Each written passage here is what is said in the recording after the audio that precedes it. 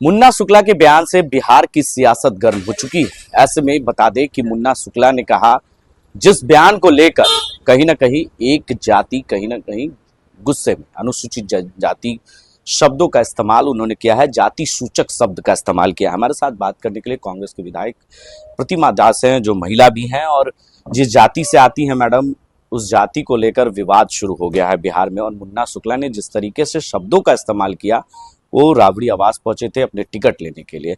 तो इस बयान को आप कैसे देखते हैं? सीधा सवाल। देखिए, उन्होंने तो जो बातें कही अति उत्साह में कही, उसके बाद उन्होंने माफी भी मांग लिया है। लेकिन आपके चैनल के माध्यम से हम कहना चाहते हैं कि कोई भी व्यक्ति हो इंडिया गठबंधन के, उनसे मेरा निवेदन है, आग्रह है कि अति उत्साह में कोई इस तरह की बात ना बोले जिससे भाजपा के लोगों को, एनडीए गठबंधन को मुद्दा मिल जाए। रही बात चमार की हो चाहे किसी अन्य जाति की, तो देश का महान ग्रंथ संविधान के माध्यम से सभी व्यक्तियों को एक वोट देने का अधिकार है। उसी जाति ही क्यों? आखिर वो जाति ही क्यों? देखिए, एक बोलचाल की भाषा हो गई है। हाँ। कहावत है ना कि हम कोई चोर चमार हैं, हम कोई डोम चमार हैं। तो ये सब भाषा पे थोड़ा सा जन प्रतिनिधियों को, जो सामाजिक सरोकार रखने वाले लोग, मैं उनसे कहना चाहती हूँ एक दलित महिला होने के नाते कि इस तरीके के भाषा पर हमको कंट्रोल करने की आवश्यकता है। क्योंकि अति उत्साह में ऐसा कुछ ना बोले कि बात का बतंगर बन जाए और इसका नाजायज फायदा एनडीए गठबंधन के लोग उठाएं। क्योंकि इस देश में संविधान ने हमें समान अधिकार दिया है और एक वोट का जो अधिकार है, पहले जो आज़ादी के पहले जो देश में होता था कि बीए पास लोग वोट करेंगे, जो जमींदार लोग होंगे वो वोट करेंगे। लेकिन जब देश आज़ाद हुआ उसके बाद बाबा साहब ने एक मजबूत संविधान हमारे हाथों में दिया है और वो संविधान हमें हर आदमी को समानता की दृष्टि से देखता है, हर व्यक्ति को एक वोट देने का अधिकार है। तो इस सब बातों से हमें बचने की ज़रूरत है, क्योंकि भाजपा के लोगों के पास कोई मुद्दा नहीं है। 2014 में जो भाजपा का घोषणा पत्र था, 2-2 करोड़ नौकरी देने का वादा, महंगाई कम करने का वादा, भ्रष्टाचार कम करने का वादा, काला धन लाने का वादा, महिला सुरक्षा की बात, तो इन सब तमाम मुद्दों पे वो फेलियर हैं। और अब उनके पास सिर्फ और सिर्फ एक ही मुद्दा बचा है और वो है कि इंडिया गठबंधन के लोग कर क्या रहे हैं, वो क्या बोल रहे हैं, वो कहाँ जा रहे हैं। आप देखते हुए कि राहुल जी, छोटी छोटी बात पे राहुल जी को नोटिस करके उनकी सदस्यता खत्म कर दिया जाता है। तो ऐसे लोगों से हमारी लड़ाई है और देश की दिशा और दशा तय करने की लड़ाई है।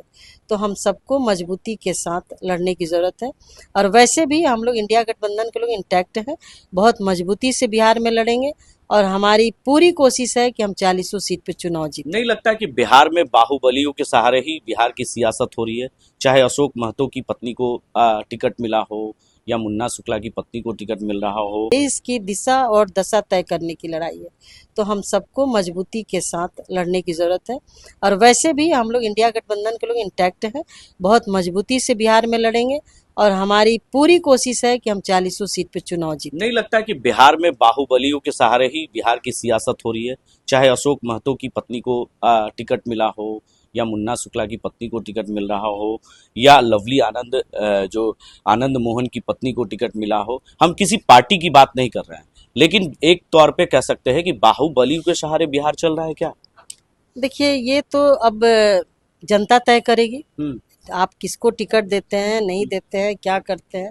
लोकतंत्र में मैंने कहा कि एक वोट देने का अधिकार सबको है और ये लोकतंत्र जो है महापर्व है। इस पर्व में सब लोग सम्मिलित होते हैं, सब लोग अपनी भागीदारी सुनिश्चित करते हैं। और एक चीज़ आपके चैनल के माध्यम से हम कहना चाहते हैं कि हमारा बिहार का वोटिंग परसेंटेज बहुत कम है। आप सभी मतदाताओं से मेरा आग्रह होगा आपके चैनल के माध्यम से कि वोटिंग के दिन घर से निकले और अपने इंडिया गठबंधन के लोगों को अपना बहुमत दें, चाहे जिसको भी मन करे, क्योंकि मत तो स्वतंत्र होता है, लेकिन वोट जरूर दें। अब बाहुबली कौन किसको कहता है ये तो जनता परिभाषित करेगी, उसको चुनेगी। इसमें ज़्यादा टिक्का टिप्पणी करने की आवश्यकता नहीं। लेकिन पत्नी के सहारे ही बिहार में अब बाहुबली अपना सहारा ले रहे हैं, यानी पत्नी को ही उतार रहे हैं अपने, तो उनको बिल्कुल नहीं। देखिए, ये तो सबसे बड़ी बात है कि इंडिया गठबंधन में महिलाओं को तरजीह दी जा रही है, उनको टिकट मिल रहा है, लेकिन भाजपा जो बड़े भाई की भूमिका में है, जो सदन में 33% महिलाओं का विधेयक ला करके पास करा करके मेज थपथपाया जिसने, कि महिलाओं के हिमायती हैं हम, 17 सीट में क्यों नहीं महिलाओं को दिया? क्या वजह है कि महिलाओं को, क्या उनको महिला मजबूत नहीं लगती है? महिला का वोट उनको पसंद नहीं है?